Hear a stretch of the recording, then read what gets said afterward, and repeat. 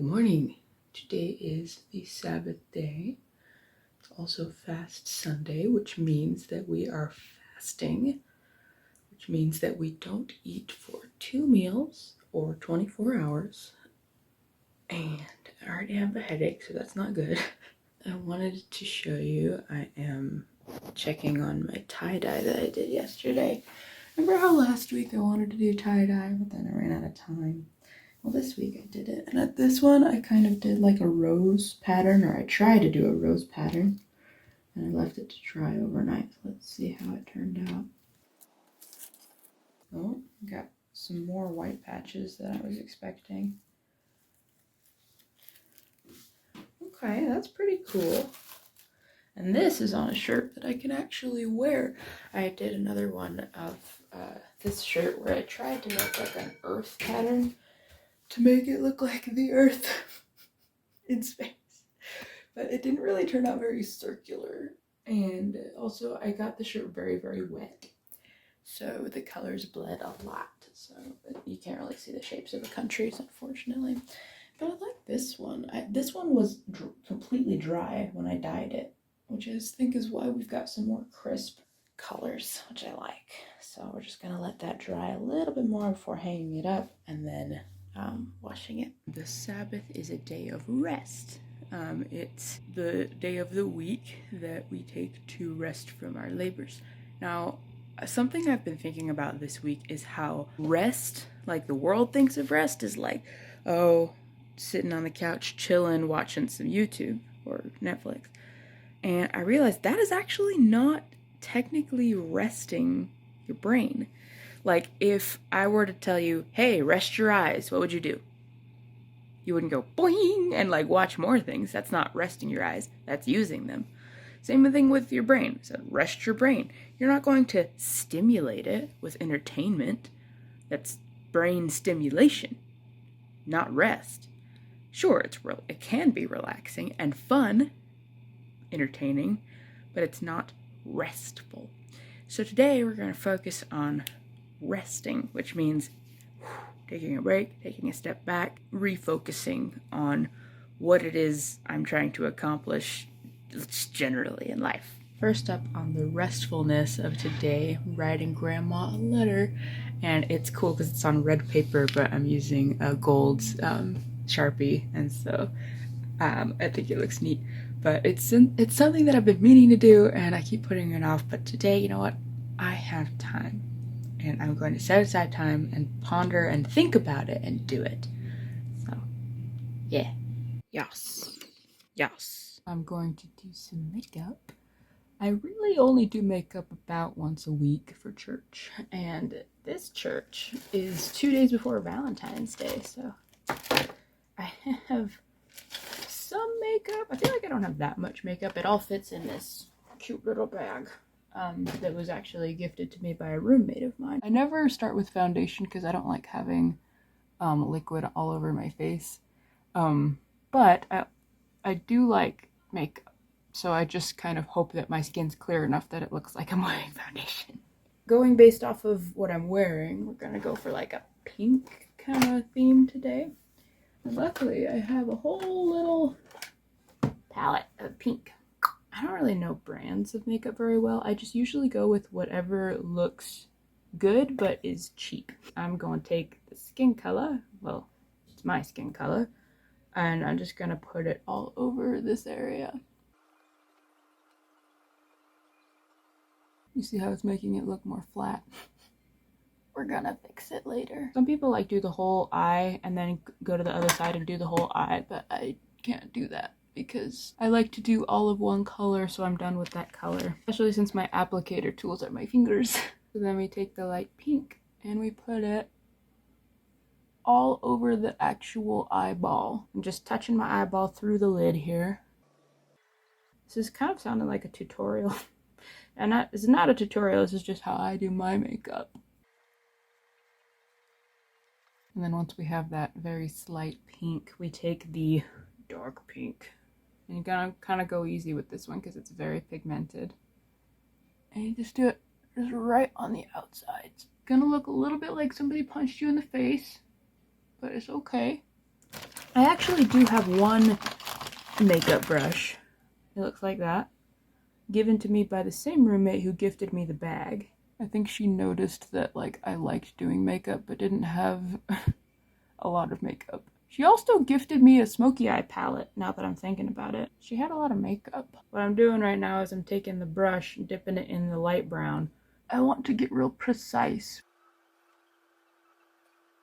And now I'm gonna take just a little bit of the darker brown and do the same thing. Kind of bring it out a little bit. I got like really beautiful colored eyes, but the shape is kind of funky. When I open my eyes all the way, this part is like covering the eyelid.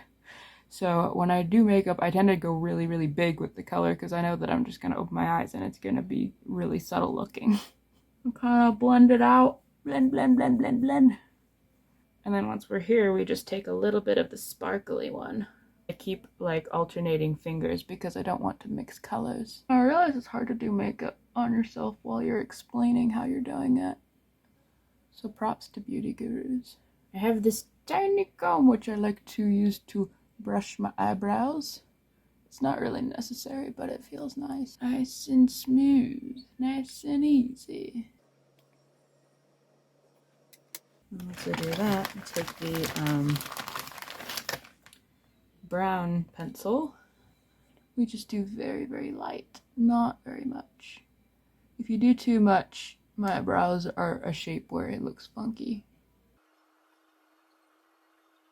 You see the difference? This one looks a little bit more defined and this one looks a little bit more bushy. Just replicate what we did on the other side.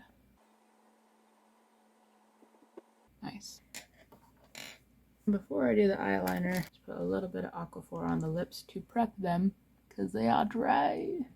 Now they're nice and moist so the color can stick on. I mean, the color would stick on to dry lips, but it would also look really crackly. Ooh, I just tasted it. It's like surprisingly sweet. Unless you're going for a crackly lip look, you want to moisturize before applying color. Eyeliner pencil.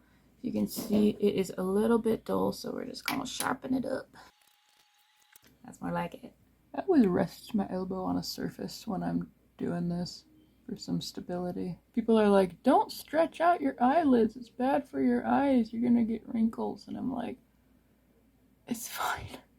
Not like I'm doing it every day aggressively. I kind of like find the midpoint between the end of the brow and the end of the eyes. It's there. And then you just drag it. And it gives you a little cat eye, I guess is what that's called. Oh no, I broke the tip of the pencil. I drug it too hard. That's looking pretty good. Now, normally I don't do mascara because it hurts my eyes for some reason, but it's a special day. We'll do it today. The brush is kind of bent, but it helps with the angle. Plus, before I put this on, look at my actual eyelashes. You see them? They're right there. They're not that long. And the reason for that is because one time when I was like in middle school, I want to say, I decided it would be a good idea to like take scissors and cut off my eyelashes. I don't know what I was thinking. But they did not grow back. You can kind of see the difference between this eye and this eye. I guess I do have a little bit of eyelashes. I realize as I'm doing this that I didn't do the bottom lid, which like not everyone puts eyeliner on the bottom lid, but I do because it's pretty easy. You just do that and then you just drag it across. The waterline gives you like a really easy, distinct place to put it. Just right there. It's like drawing with a stencil. It's so pretty. And I'm tearing up a little bit. And great thing about me is that if there are any tiny little mistakes in the makeup that I do, ba-boom, glasses. You can't see if it's glasses. But I think I actually did a really good job. I'm really happy with this. Now that we've done makeup, it's time for hair. Oh, wait, I almost forgot. I bet you didn't know that the reason why it's shaped like that is so you can press it right like that. And like that. It gives you like a little heart shape. I don't know what this type of shape is called. I think it's called like a bee sting or something. I'll have to look it up later. And to get the edges, I just... Ow, my jaw!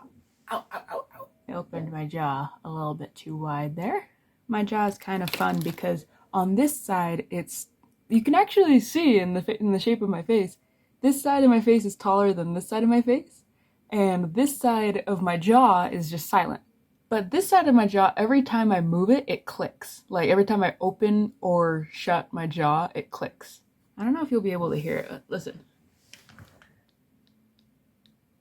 Did you hear it? Clicky click. It's exciting in a way. It's like my jaw is trying to play the drums.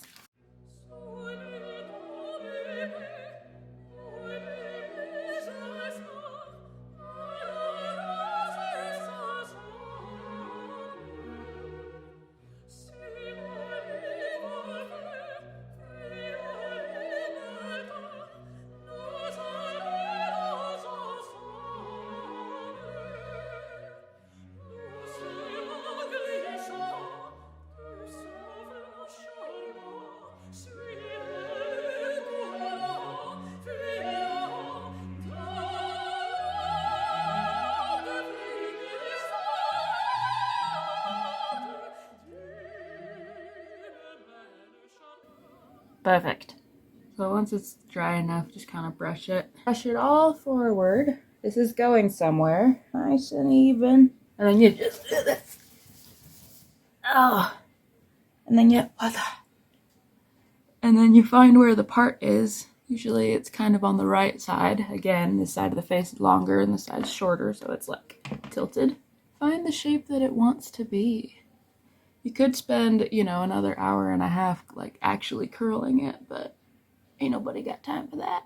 And what I like to do sometimes is take a little piece of hair like this, and I just twist, twist, twist, twist away from the face. Take another piece of hair, twist, twist, twist, twist, twist, twist. And then take the first piece of hair and join it with another piece of hair and twist that together. Basically, you're making like a unicorn braid, but we're not gonna pin it down. It's just to get some shape. And then you just keep twisting it. Nice and easy, nice and clean. And then and it gives it a nice little boing at the top. And there we go, we're gonna call that good. Schwa. Good. So Valentine's Day is coming up. If you ever wondered how to get the most heart shapes out of one sheet of 8x11 paper, I'm about to show you. So first you take your paper, fold it in half. I'm using construction paper. Along the folded edge, you cut out 4 half heart shapes. They can be any size.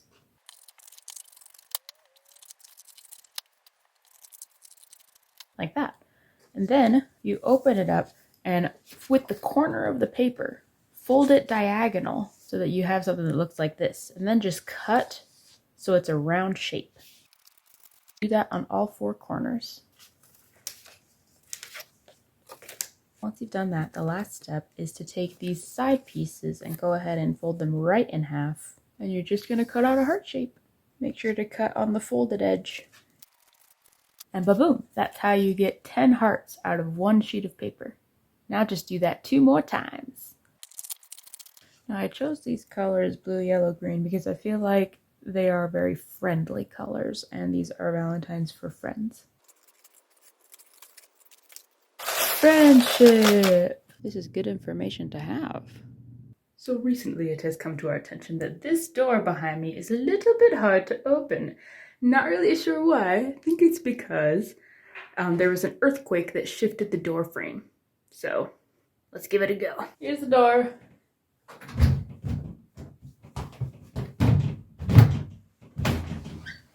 There you go. 3-4 good pulls. And then if we try to lightly close it, it gets stuck right about there. Now, if you look up, right about there in the door is where it's getting stuck. Is right about there. And so we can just slam it and that'll close the door. But then if you want to reopen, you gotta...